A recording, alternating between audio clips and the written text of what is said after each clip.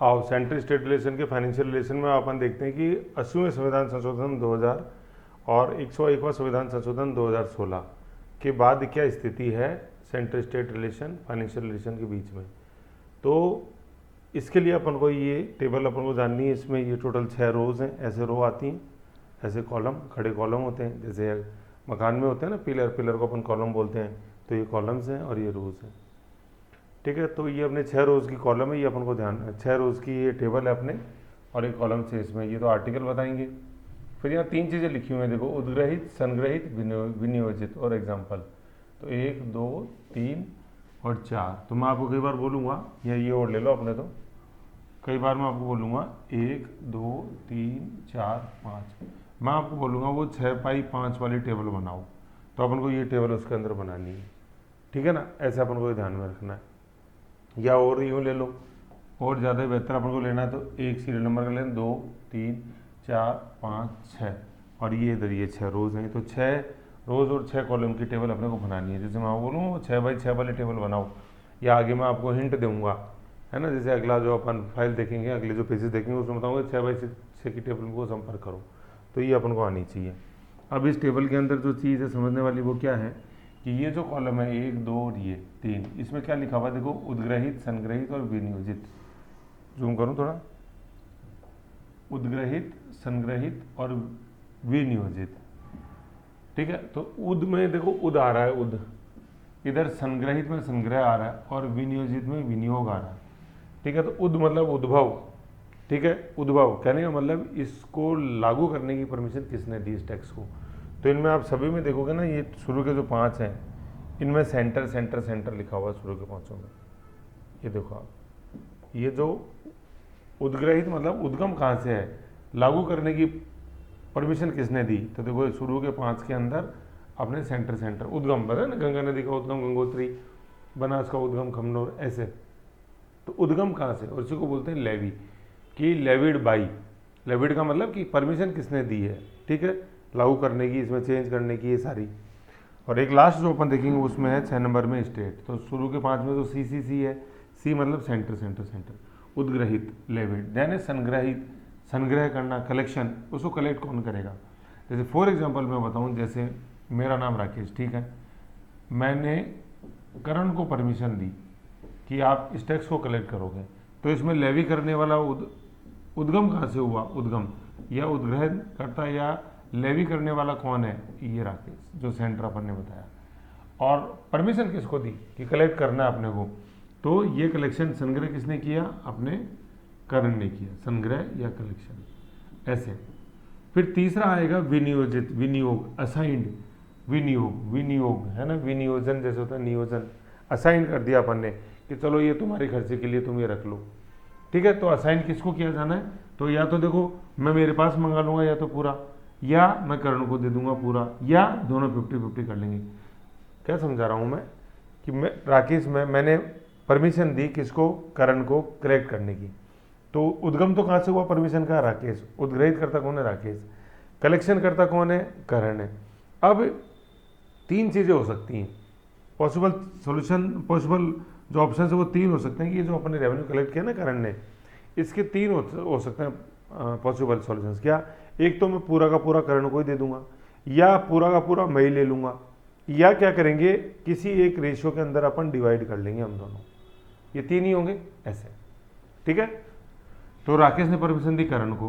कई बार क्या होगा, ऐसा भी हो सकता है कि राकेश ने परमिशन ही नहीं दी करण को, राकेश ने खुद ही कलेक्ट कर लिए, ऐसे।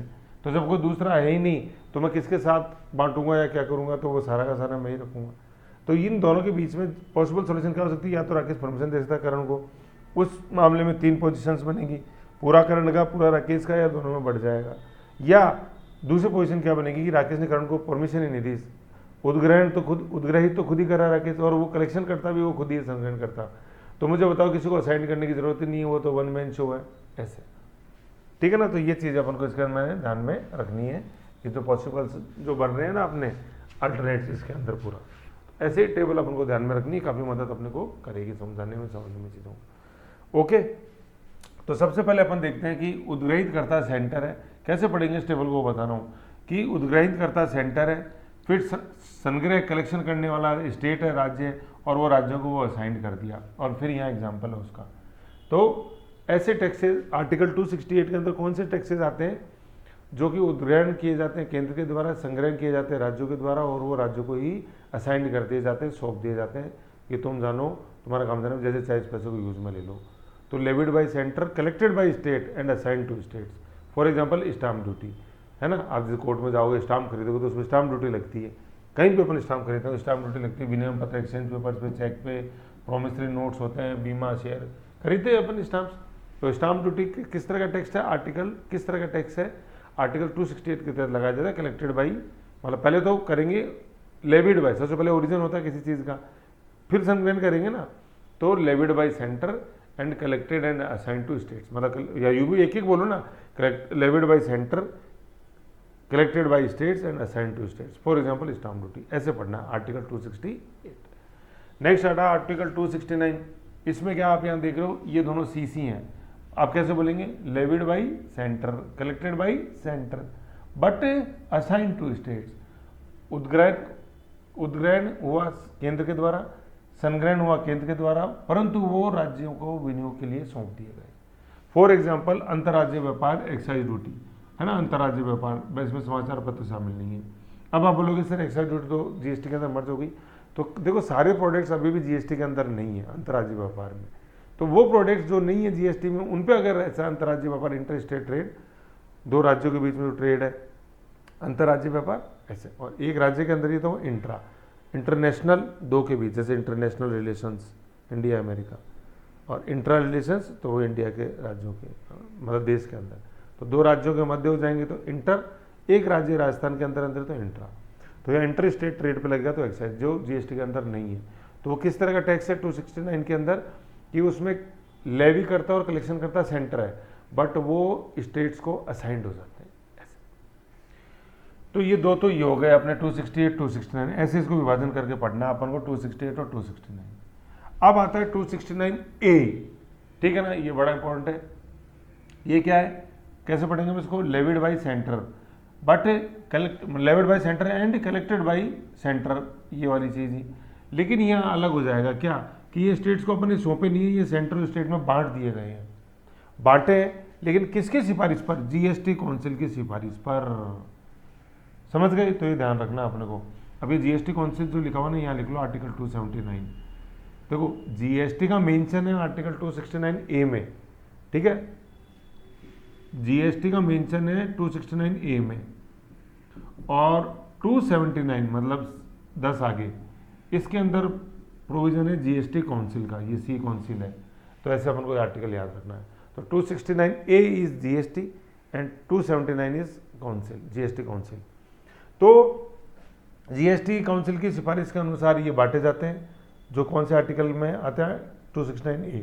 तो 269A की क्या खास बात है, levied and collected by centre but assigned, या असाइंड नहीं बोलेंगे इसको, यूँ बोलो डिस्ट्रीब्यूटेड अमॉन्ग, या अमॉन्ग भी नहीं बोलेंगे, बिटवीन, दो के मध्य है ना, तो आपने क्या है बिटवीन लगता है, दो से ज़्यादा होते हैं तो अमॉन्ग लगता है, तो इसमें क्या बोलेंगे अपन, levied and collected by centre but distributed between centre and state as per the recommendation of GST council. Recommendation या फाइनेंस कमीशन की नहीं लगती, फाइनेंस कमीशन तो की तो अगले में लगेगी 270 में, 270 में। तो ये डिफरेंस है देखो 269A और 270 के अंदर, सिफारिश कौन करता है बांटने की, वो या किसकी सिफारिश बढ़ते हैं। तो पहले तो ये समझो 269 और 269A के अंदर क्या डिफरेंस है। वो डिफरेंस ये है, कॉमन चीज़ तो क्या है कि सर यहाँ पे लेवी करता और कलेक्शन करता दोनों सेंटर है, बट 269A के अंदर असाइन कर दिए जाते हैं स्टेट को, परंतु 269A के अंदर असाइन नहीं करते हैं, वो डिस्ट्रीब्यूट होते हैं किन के बीच में, किन के बिटवीन में, सेंटर एंड स्टेट के, परंतु किसकी सिफारिश पर, जीएसटी काउंसिल की सिफारिश पर। और जीएसटी काउंसिल का गठन हुआ है आर्टिकल 279 के तहत। समझ गए। देखो इन दोनों में आपको डिफरेंस पता होना चाहिए, एक तो 269 और 269A के अंदर वो डिफरेंस है यहाँ, और एक डिफरेंस पता होना चाहिए अपन को 269A और 270 के बीच में, वो भी डिफरेंस है यहीं पे कि बांटे जा रहे किसकी सिफारिश पर है।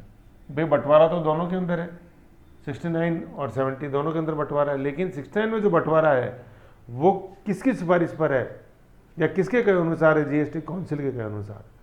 और टी 270 में जो बंटवारा है वो किसके कहे अनुसार है?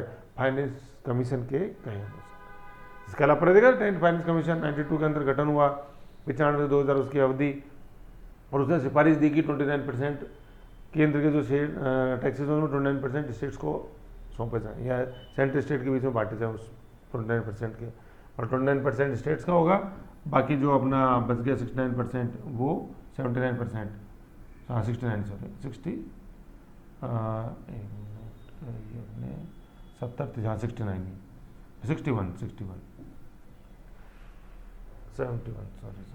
30 होते हैं ना 71, तो सेंटर स्टेट के मतलब स्टेट सेंटर के अनुपात में स्टेट का हिस्सा हो गया तो 29 और राज्यों का हिस्सा हो गया 71 ऐसे। तो ये 10th फाइनेंस कमीशन की, ठीक है। तो 270 में बांटा जाता है फाइनेंस कमीशन की सिफारिश पर, तो ये डिफरेंस पता होना चाहिए अपने को दोनों में। तो फिर ठीक है, तो फिर 269 में देख लिया, सेंटर स्टेट के बीच में बांटेंगे जीएसटी काउंसिल की सिफारिश पर। इसमें क्या था? अंतर्राज्यीय व्यापार पर एक्साइज। अब इसमें इन दोनों में क्या डिफरेंस है सर? इधर भी एक्साइज है, इधर भी एक्साइज है। तो 269 में तो वो है जिन पर एक्साइज नहीं लगता, अगर उस पर कलेक्शन हो रहा है तो वो बांटेंगे अपन 269 के तहत। और 269 में वो है कि अगर जीएसटी के तहत वो आ गया और उस पर एक्साइज लग रहा है तो वो बांटा जाएगा। तो जीएसटी एक तरह से पूरा, आपने जीएसटी लिख लो यहाँ, ठीक है। 269 का संबंध ही जीएसटी से यूँ। और देखो जीएसटी वाला मैं आपको बता देता हूँ, आप कहीं सोचो ना कि सर ये तो 101वां संविधान संशोधन 2016 के अंदर लागू हो गया, अब क्या पूछा जाएगा। बहुत बड़ी गलतफहमी है आपकी। मेंस के अंदर ये इतना क्वेश्चन आ रहा है जिसकी हद नहीं है, मैं आपको बता दूँ एक। फिर दूसरा क्या होता है, देखो ज्ञान होना ही बहुत ज़रूरी नहीं है, ज्ञान होने से ज़्यादा जरूरी है कि उस ज्ञान को अपन यूज़ कैसे करें। जैसे आपने देखा होगा कि एक क्वेश्चन आता है आज़ादी के बाद का भारत, या ऐसे में अपन जैसे लिखते हैं बदलता भारत, या यूँ बोलते हैं कि आज़ादी के नए आयाम क्या हैं। तो उसके अंदर अपन जैसे लिखते हैं कि ठीक है socio politic economic freedom and फलाना डिम का फंडामेंटल राइट्स प्रिंसिपल है प्रियम्बल और फलाना डिम का, ये सब नंबर उससे आते हैं। लेकिन उससे भी ज़्यादा नंबर कैसे आते हैं कि उन्होंने पूछा आज़ादी के नए आयाम। तो आज अपन देख रहे हैं क्या? 1 नेशन 1 टैक्स, ये है आज़ादी का नया आयाम, जीएसटी रिजीम। पूरे देश में एक टैक्स, चाहे जो आदमी व्यापार कर सकता है और उसको पता है कि मेरे पे क्या टैक्स लग गया, मैं जो कम्युनिटी उत्पादन कर रहा हूँ, डिस्ट्रीब्यूट सप्लाई कर रहा हूँ, डिस्ट्रीब्यूट कर रहा हूँ। तो ये है नई आज़ादी ऐसे, ठीक है ना। तो जैसे अभी मैंने आपको पहले बताया था, ये अपने योजना है लेटेस्ट अगस्त 2025 वाली, तो ये स्वतंत्रता के नए आयाम, समझ रहे हो? ये देख लो योजना है ना लेटेस्ट अगस्त 2025 की, तो इसको पढ़ो। तो हालांकि ये जीएसटी में नहीं लिखा हुआ, लेकिन फिर भी जैसे अपन आप इंटरलेट करना एक बार सीख जाओगे ना तो ये चीज़ें आपको समझ में आएंगी। ओके, तो ये मैंने बताया 269 देखा, 270 देखा। फिर 270 के अंदर क्या है? वही लेवी करता है सेंटर, कलेक्शन करता है भी सेंटर, परंतु वो क्या है सेंटर और स्टेट के बिटवीन के अंदर डिवाइड होते हैं। किसकी सिफारिश पर? फाइनेंस कमीशन की सिफारिश पर। और फाइनेंस कमीशन मैंने पहले ही बताया कि आर्टिकल इसमें लिख लेना, फाइनेंस कमीशन जो आर्टिकल है, फाइनेंस कमीशन का आर्टिकल 270 नहीं है, इसमें 10 जोड़ दो 280। तो 270 में तो आर्टिकल में ये कहा गया कि फाइनेंस कमीशन की रिकमेंडेशन के अनुसार जो टैक्सेस हैं वो शेयर होंगे सेंट्रल स्टेट में। और फाइनेंस कमीशन का गठन हर, जो अपन देखते हैं कि हर 5 साल बाद जो गठन होता है वो कौन करता है? राष्ट्रपति करता है। और वर्तमान जो फाइनेंस कमीशन चलता रहता है उसके खत्म होने के 3 साल पहले ही, जैसे मैंने बताया था कि 10वें का गठन हुआ 95 के अंदर, 1995 में, ठीक है ना। लेकिन जो 10वां वित्त आयोग है, मतलब सॉरी 10वें की जो काल अवधि थी रिकमेंडेशन की वो थी 1995 से 2000। लेकिन 10वें फाइनेंस कमीशन का गठन राष्ट्रपति के द्वारा कर दिया गया था 1992 में ही, 3 साल पहले। तो ये 3 साल पहले गठन किया जाता है, अवधि होती है 5 साल जिस समय इसके लागू होती है रिकमेंडेशन। और गठन कौन करता है? राष्ट्रपति करता है। किस आर्टिकल के तहत? आर्टिकल 280 के तहत। और इसके रिकमेंडेशन के तहत जो सिफारिश के अनुसार जो टैक्सेस बढ़ते हैं उनका प्रोविजन किस में है? आर्टिकल 270। तो ये अपन को समझना है। तो देखो मैंने आपको फ्लो में 2 आर्टिकल बताए, 269 ए जीएसटी, ठीक है, और 10 जोड़ देंगे और 279 इज जीएसटी काउंसिल। ऐसे ही देखते हैं आर्टिकल 270 फाइनेंस कमीशन के रिकमेंडेशन के अनुसार जो टैक्सेस का बंटवारा अनुच्छेद 270 में लिखा हुआ है। और आर्टिकल 280 मतलब 10 जोड़ दिया ना, तो इसमें लिखा हुआ फाइनेंस कमीशन का गठन राष्ट्रपति करेगा, ऐसे, ठीक है। तो ये 10-10 का जो डिफरेंस है ना दोनों के अंदर, ये आपको ध्यान रखना। दोनों आर्टिकल 269 279 270 और 280। सिमेट्री से याद होगा तो अच्छा याद होगा। ठीक है, तो ऐसे इसका एग्जांपल क्या है, 270 के तहत आईटी इनकम टैक्स जो होता है, इनकम टैक्स वो बांटा जाता है। ठीक है, किसके रिकमेंडेशन के अनुसार, फाइनेंस कमीशन के रिकमेंडेशन इनकम टैक्स। फिर नेक्स्ट अपन देखते हैं आर्टिकल नंबर 271। इसमें आप जैसे देखोगे तो क्या लिखा हुआ है कि लेवी किया सेंटर ने और कलेक्शन करने वाला भी सेंटर ही है। ठीक है, और वो उसने बांटा ही नहीं। ठीक है ना, तो ये चीज है अपनी इसमें ध्यान देनी है। ठीक है, तो पहले में क्या था, पहले में ये था, देखो दोनों के अंदर ये तीनों दिख रहे हैं, लेवी केयर सेंटर ने, कलेक्ट केयर सेंटर ने, लेकिन वो स्टेट को सौंप दिया। फिर लेवी केयर सेंटर ने, कलेक्ट भी सेंटर नहीं किया, लेकिन वो बांट लिया। फिर अगले में भी बांट लिया, लेकिन इसमें बांटा नहीं है। तो ये जो सिमेट्री है वो ध्यान में रखनी है। ठीक है, तो ये बार बार रिवीजन करोगे, टेबुलर फॉर्म में तो इसको पढ़ोगे तो याद नहीं करते, टेक्स्ट के फॉर्म में पढ़ोगे जैसा बुक में है ये कभी याद नहीं होगा, नफरत हो जाएगी आपको इस टॉपिक से। लेकिन जब अगर ऐसे पढ़ोगे, बार बार रिवीजन करोगे टेबुलर में, 6 के टेबल में, तो आप दीवाने हो जाओगे इस टेबल जैसे मैं हूँ है ना। तो इसमें देखो ये बहुत बड़ा एग्जांपल है क्या कि जो लेवी करता है सेंटर, लेकिन कलेक्ट नहीं करता, कलेक्ट भी सेंटर करता है लेकिन वो असाइंड नहीं है या बांटे नहीं जाते हैं। असाइंड का तो मतलब होता है 100% अपने आप को सौंप दिए, और बांटे का मतलब है कुछ तेरा कुछ मेरा। ठीक है, ये जैसे 29% देखा आपने, 29 और 71%। ठीक है, अब यहाँ क्या बांटे के लिए 100% सेंटर का, ये तो ये दो चीजें, सरचार्ज अधिभार मैंने बताया था, टैक्स पे टैक्स, और सेस मैंने बताया था उपकर विशिष्ट प्रयोजन के लिए, ये बांटे नहीं जाते हैं। एक तो ये, और एक दूसरा जीएसटी के ऊपर सरचार्ज नहीं लगता है, ये हम लोग को समझना है। जीएसटी में सरचार्ज नहीं लगता, पिछले वीडियो में समझाया था सरचार्ज का पूरा एग्जाम्पल देखिए। ठीक है, कर पे कर, मेरा कर बन गया इतना 100 रुपए, तो फिर 1% सरचार्ज चाहिए, तो है ना, ये तो सरचार्ज। और फिर सेस उपकर क्या है, पहले देखो हिंदी के वर्ड पकड़ो, देखो सरचार्ज में अधिभार, अधिक, और हमने भार बढ़ा दिया आपका टैक्स का, पहले होता है उसमें टैक्स को टैक्स और जोड़ दिया, और उपकर एक अलग कर और हमने जोड़ दिया, तो वो सेस है। तो सरचार्ज तो होता है कर पे कर, और सेस होता है उपकर विशिष्ट प्रयोजन के लिए, जैसे एजुकेशन सेस, पेट्रोलियम पे लगता है एनवायरमेंट सेस, तो वो पेट्रोलियम वाला जो अपने है ना सेस, वो जाता है कैंपा फंड में, कैंपा CAMPA, कंपनसेटरी अफोरेस्ट्री मैनेजमेंट, ये अथॉरिटी का बना हुआ है ना, तो वो उसमें जाता है। तो देखो ये बहुत बड़ा एक जो फिस्कल रिलेशंस है ना, फिस्कल फेडरलिज्म जो है, फिस्कल फेडरलिज्म बहुत अच्छा वर्ड है, फिस्कल फेडरलिज्म। ठीक है ना, राजकोषीय संघवाद, कि सेंट्रल स्टेट के बीच में जो रेवेन्यू का जो बंटवारा है वो, तो उसमें अपन बोलते हैं कि यार ये सरचार्ज और सेस में इतनी कमाई हो रही है सेंटर को, जिसकी हद नहीं है, लेकिन सेंटर इसको बांटता ही नहीं स्टेट्स के साथ, ये बांटा जाना चाहिए। तो ये CAG ने भी अपनी रिपोर्ट में, सॉरी रिपीट कर देता हूँ, तो मैं ये बता रहा था कि अधिभार सरचार्ज तो क्या होता है, कर पे कर, और कहाँ से वापस बताऊँ, मैं बता रहा था आर्टिकल 270 के तहत तो इनकम टैक्स का बंटवारा हो गया, इनकम टैक्स से जो बंटवारा होता है। फिर 271 में मैंने बताया सारा आपको कि levied by centre, collected by centre, but ये असाइंड नहीं होते हैं, ये सारा सेंटर का ही है। For example surcharge and cess. ठीक है, तो सरचार्ज क्या होता है, कर पे कर, जैसे पिछले वीडियो में बताया। सेस क्या है, उपकर, है ना, पहले हिंदी में समझ लो, सरचार्ज मतलब अधिभार, अधिक, कर का भार हमने और बढ़ा दिया अधिभार, और सेस उपकर एडिशनल कर और हमने लगा दिया, जैसे विशिष्ट प्रयोजन के लिए, जैसे एजुकेशन सेक्स, इन्वायरमेंट सेक्स, है ना, सेस, इन्वायरमेंट सेस, ऐसे। ठीक है, तो ये क्या होता है, ये विशिष्ट प्रयोजन के लिए होता है। और सबसे इंपॉर्टेंट क्या है, देखो कोई सरचार्ज इम्पोज नहीं होता GST के ऊपर, ये बहुत बड़ा कॉन्सेप्ट है। इनकम टैक्स के ऊपर लगता है सरचार्ज, GST पे कोई सरचार्ज नहीं लगता, कर पे कर नहीं है। अब देखो ये जो मैं बता रहा था कि ये बहुत बड़ा एक फिस्कल फेडरलिज्म जो वर्ड है ना, फिस्कल फेडरलिज्म, राजकोषीय संघवाद, उसमें बहुत ज्वलंत मुद्दा है कि ये सरचार्ज और सेस का जो पैसा है ये सेंटर और स्टेट के बीच में डिस्ट्रीब्यूट नहीं होता है। और ये आक्षेप CAG ने भी अपनी हर रिपोर्ट में लगाया है कि ये CAG का कहना है कि ये डिस्ट्रीब्यूट होना चाहिए, उससे फिर राज्यों के जो फाइनेंशियल रिसोर्सेज हैं वो और बढ़ेंगे, तो उनको ताकत मिलेगी, ऐसे।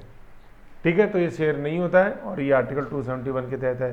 देखो 1 में हो गया ना, ये एक मैं ही राजा हूँ, कौन, सेंटर, नहीं बांटूंगा तेरे, सिर्फ एक जने के पास ही रहेंगे, ये है 271, 271, ऐसे। फिर भाई स्टेट भी कहाँ कम है, देख लो स्टेट्स का। एक अपन देखते हैं कि तीनों में स्टेट, लेवी करता भी स्टेट, कलेक्शन करता भी स्टेट, और पूरा का पूरा वो रखता भी स्टेट ही अपने आप में, ट्रिपल एस। ये क्या है, राज्य सूची के अंदर जो कुल 18 टैक्स संबंधी विषय हैं उनके ऊपर। बाकी अपन देखते हैं कि राज्य सूची में मूल रूप से विषय थे 66, ठीक है, इसमें से अपन देखा -7 कर दिए गए हैं, तो आज की तारीख में विषय हैं 59, ठीक है। तो ये अपन को थोड़ा सा ध्यान में रखना। बारिश तेज हो रही है, देखो आजकल ध्यान रखा करो, थोड़ा बारिश का इधर उधर मत निकला करो कहीं भी, ठीक है। तो राज्य सूची के अंदर ये जो 59 विषय हैं, इनमें से टोटल 18 हैं जिनका संबंध टैक्स के प्रकार से है। तो वो सारे टैक्स कैसे हैं कि स्टेट ही उनको लेवी करता है, स्टेट ही कलेक्ट करता है और स्टेट को ही वो असाइंड होते हैं। उद्ग्रहण करता, संग्रहण करता और विनियोजन करता जो है वो सारा का सारा स्टेट ही, ठीक है। तो ऐसे करके ये अपने टेबल है, और ये 18 की जो लिस्ट है वो ये यहाँ देख लो। 18 कर कौन कौन से, देखो राज्य ही क्या उद्ग्रहण करता, संग्रहित करता और उपभोग करता, मतलब लेवी करता, कलेक्ट करता और असाइंड राज्य सूची में अंकित है। 18 देख लो, ये यहाँ तक ये 18 है, 1 से 10 यहाँ, और फिर ये 11 से 18 है। भू राजस्व, लैंड रेवेन्यू, कृषि पर आय, कृषि आय पर कर, एग्रीकल्चर टैक्स, भूमि उत्तरवर्जन, सक्सेशन टैक्स बनता है जब एक पीढ़ी से दूसरी पीढ़ी में जाती है। संपदा शुल्क, एस्टेट, भूमि व भवन कर, ये म्यूनसिपैलिटीज होती है वो वसूलती है, नगर निगम वसूलता है जयपुर में से। खनिज माइनिंग पे लगता है जो, ठीक है ना। ये अल्कोहलीय पेय, अफीम, भांग, नॉट इक्वल टू अल्कोहलीय पदार्थ, ठीक है ना, और भांग पदार्थ। देखो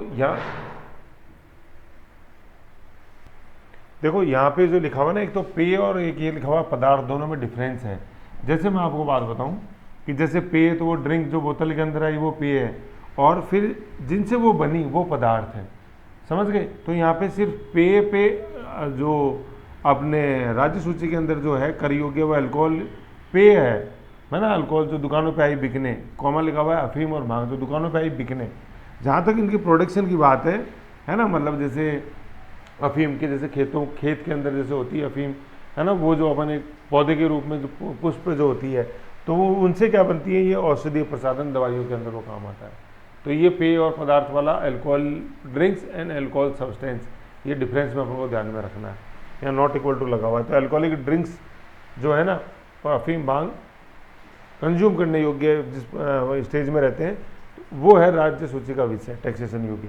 बिजली, इलेक्ट्रिसिटी पे जैसे आपने देखा होगा कई बार सरकार बदलती है राज्य के अंदर, तो हाँ भी हम बिजली बिल में इतनी छूट करेंगे या इतना कर देंगे, तो वो फिर वही है घटाना बढ़ाना बिजली के टैरिफ में राज्य सूची का विषय होने से। फिर कच्चा तेल, पेट्रोल, डीजल, गैस, है ना, ये फ्लाइट है ना, फ्लाइट टर्बाइन फ्यूल, ठीक है ना, गैसोलीन होता है ज़्यादातर उसके अंदर, तो ये है। अब ये जीएसटी के अंदर नहीं आते, अभी भी राज्य सूची में ये जो बता रहा हूँ। फिर है सड़क, जल परिवहन, नौका, इनके ऊपर जो भी चुंगी का उपकर लगा वो, वाहन के ऊपर रजिस्ट्रेशन में, पशु की खरीद बिक्री पर, टोल टैक्स, है ना, नेशनल हाईवे पता होता है सेंटर के पास है, और स्टेट हाईवेज पे जैसे जो होता है पीडब्ल्यूडी जिनको मेंटेन करती है वो यहाँ है। फिर कर है व्यवसाय, व्यापार और रोजगार पे, लेकिन ये सालाना 2500 रुपये से ज़्यादा ये ऐसा कर नहीं हो सकता। कैपिटेशन कर, कैपिटेशन देखो, कैपिटेशन जो है ना, ये कैपिटल और फिर एसेट कैपिटेशन, ये ऐसे है। तो देखो कैपिटल पनिशमेंट होती है ना, फांसी को इंग्लिश में बोलते हैं कैपिटल पनिशमेंट, वो इसलिए बोलते हैं क्योंकि ये जो हेड होता है ना, हेड, इसको बोलते हैं अपन कैपिटा। जैसे आपने देखा होगा जीडीपी में कई बार एक वर्ड आता है per capita income, per capita, तो पर कैपिटा से मतलब इसको अपन पर कैपिटा इनकम, इसी को हिंदी में बोलते हैं प्रति व्यक्ति आय, प्रति व्यक्ति आय। तो ये जो व्यक्ति का जो एक इटालियन जो अपन बोलते हैं लैटिन का जो ट्रांसलेशन है वो कैपिटा है। तो फांसी के अंदर क्या होता है, ये सिर जो है ना ये धड़ से अलग कर दिया जाता है लटका के, तो इसलिए उसको बोलते हैं कैपिटल पनिशमेंट। तो ये कैपिटा जो है ना, कैपिटेशन कर, ये कैसा कर होता है कि ये हर व्यक्ति के ऊपर लगता है हेड काउंट पे, जैसे सबके, और आपकी आय, आपकी संपत्ति नहीं देखी जाती, बस आपकी गिनती होती है और आपके ऊपर ये कर लगेगा कैपिटेशन टैक्स। ये लगता नहीं है किसी राज्य में, लेकिन राज्य सूची के अंदर ये मेंशन्ड है कैपिटेशन फीस, ठीक है। ये कैपिटेशन फी क्वेश्चन आया हुआ है कि स्टेट लिस्ट में कौन सा कर है, तो कैपिटेशन है। फिर मनोरंजन टैक्स, ये लोकल बॉडीज वाला वसूला जाता है अपने, जैसे सिनेमा हॉल की अभी आप टिकट देखो तो उस पर देखना लिखा हुआ रहता है इंटरटेनमेंट टैक्स। स्टाम्प ड्यूटी अभी मैंने बताया था ऊपर, लेकिन ये संघीय सूची से अलग वाली, अभी अपन 268 में देखी, उसके अंदर क्या था कि कलेक्शन करता levy centre but collect and assign to states, वो अलग और ये अलग। सामग्री पर कर, सामग्री जो सामग्री राज्य सूची के अंदर लिखी हुई है उसके ऊपर कर, ऐसे। ठीक है, ये है। देखो यहाँ एक एग्जांपल आ रहा है, क्वेश्चन आ रहा है, which of the following subjects is not included in concurrent list. तो इसके अंदर एग्जांपल है, आंसर है वो है कैपिटेशन टैक्स, अभी जो आया कैपिटेशन टैक्स वो, और बाकी actionable wrong, bankruptcy, insolvency, price control, ये तीनों समवर्ती सूची के विषय हैं। लेकिन कैपिटेशन टैक्स अभी है ना, मैंने पर कैपिटा जो बताया था वो राज्य सूची का विषय, तो ये क्वेश्चन है। फिर ये गैर कर राजस्व का वितरण, अभी अपन देखते हैं आगे। गैर कर राजस्व का वितरण, तो देखो गैर कर राजस्व का जो वितरण होता है, तो गैर कर राजस्व कौन कौन से हैं कि केंद्र के जैसे देख लो, डाक व तार, post and telegraph, railway tickets के ऊपर जितना भी किराया मतलब वसूला जाता है। एक रेलवे का मैं आपको खास बात बताता हूँ कि रेलवे जितना किराया पैसेंजर से वसूलती है ना अपने यात्रियों से, वो सारा का सारा वो तनख्वाह के रूप में देती है अपने एम्प्लॉयज़ को, मतलब इतना ऑपरेशनल कॉस्ट है रेलवे की। और बाकी फिर कमाई किससे होती है, तो सर कमाई जो गुड्स मालगाड़ी से जो किराया होता है ना गुड्स ट्रेन से, वो उसकी कमाई है। बाकी यात्रियों से जितना लिया वो उसके खर्चे में निकल जाता है रेलवे, एक फैक्ट है। बैंकिंग में जो चार्जेस वगैरह, प्रसारण, टेलीकम्युनिकेशन, सिक्के है ना, सिक्के व मुद्रा, तो इसमें जितने इन पे छपने पे जो टैक्स लगा वो सारा केंद्र के पास है, और उनसे जो रेवेन्यू सेंट्रल पब्लिक अंडरटेकिंग्स जो है, जैसे मैंने बताया था हाइड्रो पावर के अलावा, जैसे अपने भेल देखते हैं, गेल देखते हैं, जिनको अपन महारत्न, मिनी रत्न और नवरत्न कंपनियां बोलते हैं ना, वो हैं ये। फिर लेट फीस अगर कोई सेंटर द्वारा इम्पोज है वो अन्य, तो ये क्या है, ये गैर कर राजस्व है केंद्र के टैक्स के अलावा। ठीक है ना, टैक्स में तो अभी अपन ने देखी स्टैम्प ड्यूटी, जीएसटी, एक्साइज, वो तो सारा देखा, ये उससे अलग है। फिर स्टेट्स को कौन से नॉन टैक्स रेवेन्यूज है, ठीक है, नॉन टैक्स रेवेन्यू राज्यों के सिंचाई पे जो कर है वो, वन संपदा पे कर, मत्स्य पालन पे कर, स्टेट पब्लिक अंडरटेकिंग्स जो होती हैं उन पे कर, जैसे इंस्ट्रूमेंटेशन लिमिटेड है, लेट फीस वो अन्य, ऑलमोस्ट सेम से ही है, तो तीनों इधर ये बस सेंटर है या स्टेट है ऐसे। ठीक है, तो ये अपने हैं टैक्स रेवेन्यू कैसे विभाजन और नॉन टैक्स रेवेन्यू, ये दोनों केंद्र के पास रहती है, स्टेट के पास रहती है। ठीक है, फिर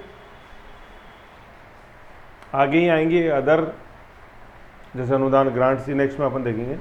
तो इस फाइल के अंदर अपन ने क्या देखा, मेन 6x6 की टेबल देखी कि प्रेजेंट के अंदर जो सिस्टम है, तो 6x6 की टेबल में जो सिस्टम अपन ने देखा कि उद्ग्रहण, संग्रहण और विनियोजन का जो सिस्टम है, लेविड, कलेक्शन एंड असाइंड। तो 268 में तो सेंटर लेवी किया, स्टेट ने कलेक्ट किया, स्टेट को सौंप दिया जैसे स्टैम्प ड्यूटी। फिर 269 के अंदर लेवी किया सेंटर ने और कलेक्शन भी किया सेंटर ने, लेकिन सौंप दिया स्टेट को, इंटर स्टेट ट्रेड जो नॉन जीएसटी प्रोडक्ट्स हैं उन पे से। 269A में वही लेवी किया सेंटर ने, कलेक्ट भी किया सेंटर ने, लेकिन बटा सेंटर और स्टेट में किसकी सिफारिश पर, जीएसटी काउंसिल की सिफारिश पर 270। और इसमें कौन से कर होते हैं, वो सारे जो जीएसटी में आ रहे हैं वो जीएसटी है ही 269A में। सिंपल आपसे पूछे कॉन्स्टिट्यूशन के किस आर्टिकल का संबंध जीएसटी से है, 269A, 269 नहीं 269A, और किस आर्टिकल का संबंध जीएसटी काउंसिल से है, 279।